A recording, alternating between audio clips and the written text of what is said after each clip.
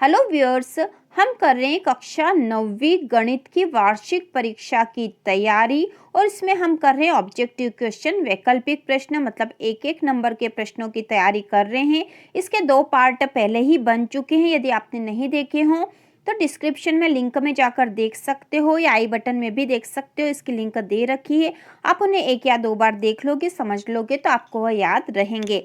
तो अब इसका तीसरा पार्ट हम देख रहे हैं। शुरू करते हैं अध्याय 12 हीरोइन का सूत्र से, और इस अध्याय में से 1 नंबर का एक प्रश्न आने वाला है। तो इसमें प्रश्न नंबर पहला है, किसी त्रिभुज जिसकी भुजाएं ए बी और सी हो तो इसकी अर्ध परिमाप एस होती है। तो यहाँ पे भुजाएं दे रखी ए बी और सी, त्रिभुज की भुजाएं, तो इसकी अर्ध परिमाप एस होती तो कितनी होगी। तो हमें पता है जैसे त्रिभुज है, ठीक है, ये त्रिभुज है और इसका जो परिमाप होगा वह तीनों भुजाओं का योग होता है। परिमाप कितना होता है, इसकी तीनों भुजाओं का योग। तो इसकी भुजाएं हैं ए बी और सी, तो इसका परिमाप हो जाएगा ए धन बी धन सी, ठीक है। और अर्ध परिमाप हमसे पूछा है, अर्ध परिमाप एस कितना होगा, तो अर्ध परिमाप होगा इसका आधा, मतलब 2 का भाग लगा देंगे तो इसका उत्तर आ जाएगा ब वाला, ठीक है, इसका उत्तर आ जाएगा ब। इस बार प्रश्न नंबर दूसरा है, सत्य असत्य लिखे। इसमें पहला है त्रिभुज का क्षेत्रफल 1/2 आधार गुणा ऊंचाई होता है, तो यह सत्य है, त्रिभुज के क्षेत्रफल का सूत्र है यह। इसके बाद दूसरा है विषम बाहु त्रिभुज के क्षेत्रफल का सूत्र S S minus A S minus B S minus C होता है, जहाँ एबीसी त्रिभुज की भुजाएं तथा एस अर्ध परिमाप है, तो यह असत्य है, ठीक है, यह सूत्र सही नहीं लिखा हुआ, यहाँ पे अंडर रूट आना चाहिए था। इसके बाद हम अगला अध्याय देखते हैं। तो अगला अध्याय है 13 पृष्ठीय क्षेत्रफल और आयतन। इसमें से 1 अंक के 2 प्रश्न आएंगे, ठीक है, यहाँ से 2 प्रश्न आने वाले हैं। तो इसमें प्रश्न नंबर पहला है, निम्नलिखित में से कौन सी समतल आकृति नहीं है। निम्नलिखित में से कौन सी समतल आकृति नहीं है, तो इनमें से कौन सी ऐसी आकृति जो समतल नहीं होगी। तो यहाँ दे रखी आयत, वर्ग, घन या वृत्त, तो इसका उत्तर आ जाएगा घन। घन एक समतल आकृति नहीं होता है। इसके बाद अगला प्रश्न है, निम्नलिखित में से ठोस आकृति नहीं है, तो कौन सी ठोस आकृति नहीं होगी, घनाभ, वर्ग, बेलन या शंकु। तो हम बता सकते हैं इसमें से जो वर्ग है यह ठोस आकृति नहीं है। अगला प्रश्न है, गोले के आयतन का सूत्र है, जिसमें संकेतों के सामान्य अर्थ है।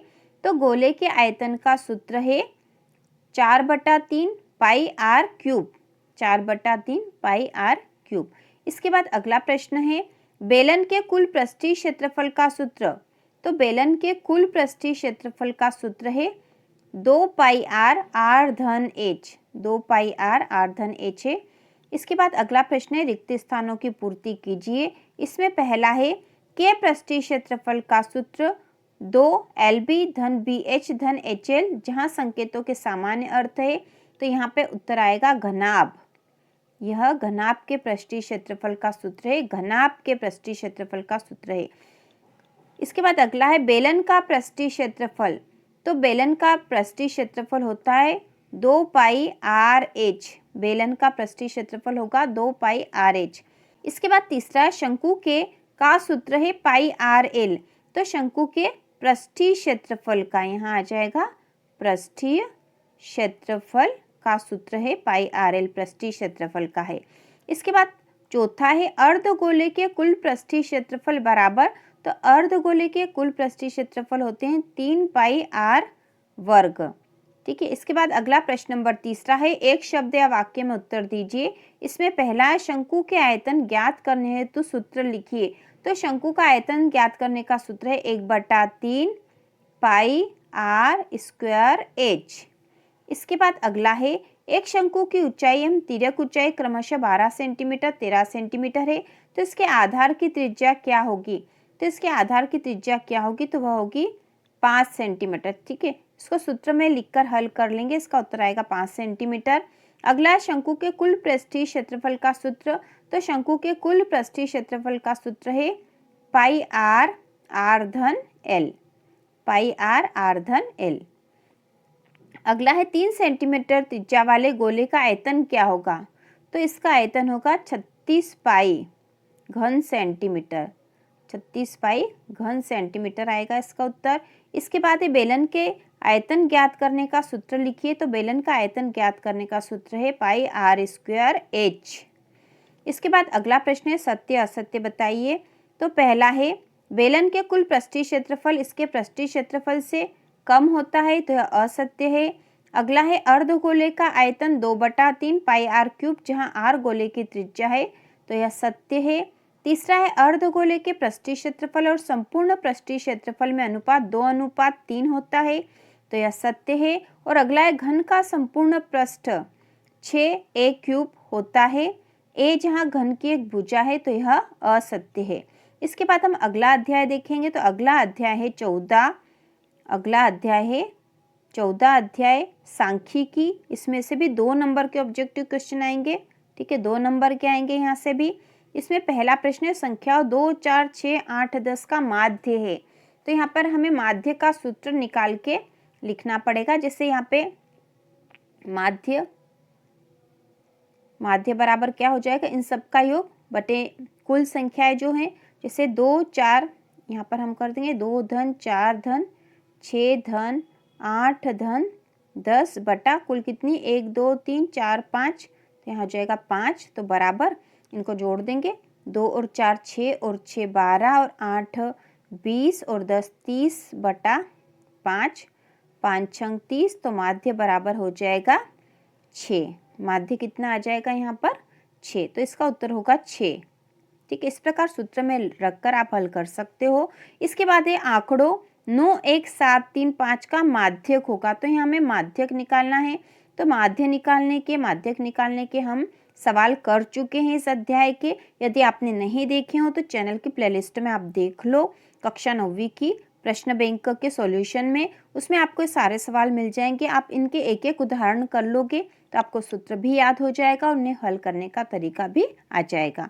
तो इसमें हमें माध्यक निकालना था 9, 1, 7, 3, 5। तो सबसे पहले इनको बढ़ते क्रम में लिखेंगे। तो सबसे पहले आ जाएगा 1, फिर 3 और फिर 5 आ जाएगा, 5 के बाद 7 और 9। अब हम देखते हैं कि इनमें ये जो कुल संख्या है सम है या विषम। तो यहाँ हो रही 1, 2, 3, 4, 5 है ये, तो 5 एक विषम संख्या है। तो इसका हो जाएगा n धन 1/2। तो यहाँ पे हो रही है ये n कितनी है, n है 5 धन 1/2, 5 और 1 6, 6/2, 2 एकम 2, 2 तिया 6, 3 आया, मतलब तीसरे जो संख्या वही इसका माध्य होगी, मतलब यहाँ उत्तर आएगा 5। ठीक है, यहाँ उत्तर आएगा 5। तो 5वां है, इसका उत्तर 5वां हो जाएगा। अगला प्रश्न है आंकड़ों 14, 25, 14, 28, 18, 17, 18, 14, 23, 22, 14, 18 का बहुलक निम्न में से क्या होगा। तो बहुलक वह संख्या है इन आंकड़ों में जो अधिक बार आई है। तो हम यहाँ पे ऐसे ही देख सकते हैं, जैसे 14 है तो 14 1, 2, 3 और 4 बार आया है। ठीक है, 14 कितनी बार आ गया यहाँ, 4 बार आया। और कौन सी संख्या जो अधिक बार आई है, तो 14 के अलावा 18 है, तो 1 और 1 2 3 बार आया 18, 18 3 ही बार आया है। और कोई संख्या ऐसी नहीं जो अधिक बार आई है, तो यहाँ पे बहुलक आ जाएगा 14। ठीक है, बहुलक आ जाएगा 14। इसके बाद अगला प्रश्न है निम्नलिखित में से केंद्रीय प्रवृत्ति की माप नहीं है। तो केंद्रीय प्रवृत्ति की माप कौन सी नहीं है इसमें से, तो यहाँ आ जाएगा मीटर, क्योंकि माध्यक, माध्य और बहुलक जो है केंद्रीय प्रवृत्ति की माप है। इसके बाद प्रश्न नंबर दूसरा है रिक्त स्थानों की पूर्ति कीजिए। इसमें पहला एक निश्चित उद्देश्य से एकत्रित किए गए तथ्यों या अंकों को, तो तथ्यों या अंकों को यहाँ पर कहेंगे हम आंकड़े कहा जाता है। इसके बाद अगला है अध्ययन का वह क्षेत्र जिसमें आंकड़ों के प्रति प्रस्तुतिकरण, विश्लेषण तथा निर्वचन पर विचार किया जाता है। तो यहाँ आ जाएगा सांख्यिकी।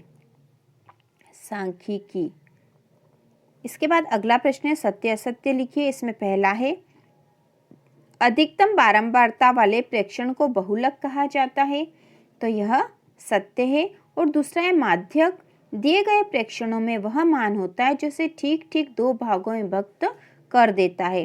ठीक है, तो यह कथन जो है यह कथन भी सत्य है, दोनों ही सत्य है।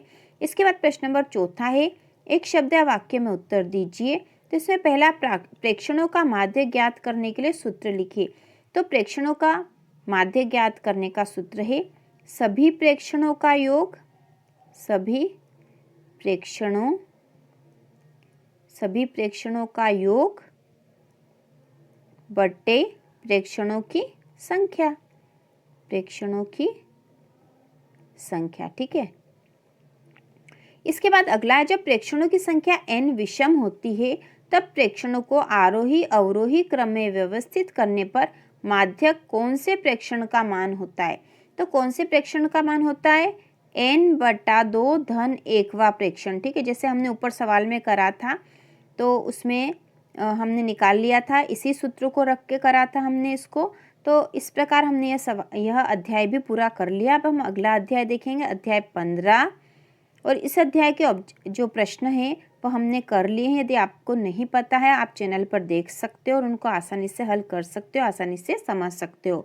तो अगला अध्याय जो है 15 प्रायिकता, इसमें से भी 2 नंबर के प्रश्न आएंगे, मतलब 1-1 अंक के 2 प्रश्न आने वाले हैं। तो इन्हें हम हल करके देख लेते हैं। तो इसमें पहला है, किसी घटना के घटने की प्रायिकता होती है, किसी घटना के घटने की प्रायिकता होती है। तो इसका उत्तर आएगा 0 और 1 के बीच, जिसमें 0 और 1 सम्मिलित होते हैं। इसके बाद अगला है, किसी घटना के घटने की प्रायिकता निम्न में से क्या नहीं हो सकती? तो क्या नहीं हो सकती? तो इसमें आ जाएगा 1/2। ठीक है, 1/2 नहीं हो सकती। इसके बाद अगला जो प्रश्न है, रिक्त स्थानों की पूर्ति कीजिए। इसमें पहला है, एक प्रयोग की घटना प्रयोग के कुछ परिणामों का, तो प्रयोग के कुछ परिणामों का संग्रह होती है।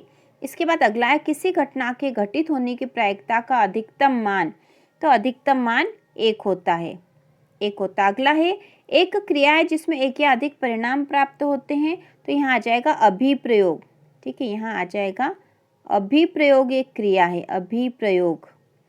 इसके बाद अगला है, सिक्के की प्रत्येक उछाल को एक अभिप्रयोग कहा जाता है। सिक्के की प्रत्येक उछाल को एक अभिप्रयोग कहा जाता है। ठीक है, ये रिक्त स्थान में आएंगे। इसके बाद अगला प्रश्न है, सत्य असत्य लिखिए। इसमें पहला है, किसी घटना की घटने की प्रायिकता ऋणात्मक भी हो सकती है। तो यहाँ हमें सत्य असत्य बताना है, तो यह असत्य कथन है, ऋणात्मक नहीं हो सकती है।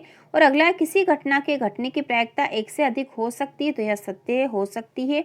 तो इस प्रकार हमने अध्याय 15 तक के सारे ऑब्जेक्टिव क्वेश्चन हमने पूरे कर लिए हैं और इनमें से क्वेश्चन जरूर आएंगे एग्जाम में। इसके साथ ही इन प्रश्नों को आपको अच्छे से समझना चाहिए, क्योंकि हो सकता है जो संख्याएं वहाँ पर प्रश्न में दे रखी संख्याओं को बदलकर पूछा जा सकता है। हमें सूत्र याद होना चाहिए जिससे कि हम उसको हल करके बता सके। तो इसी प्रकार के और वीडियो देखने के लिए, वार्षिक परीक्षा के संपूर्ण तैयारी के लिए चैनल को सब्सक्राइब कीजिए।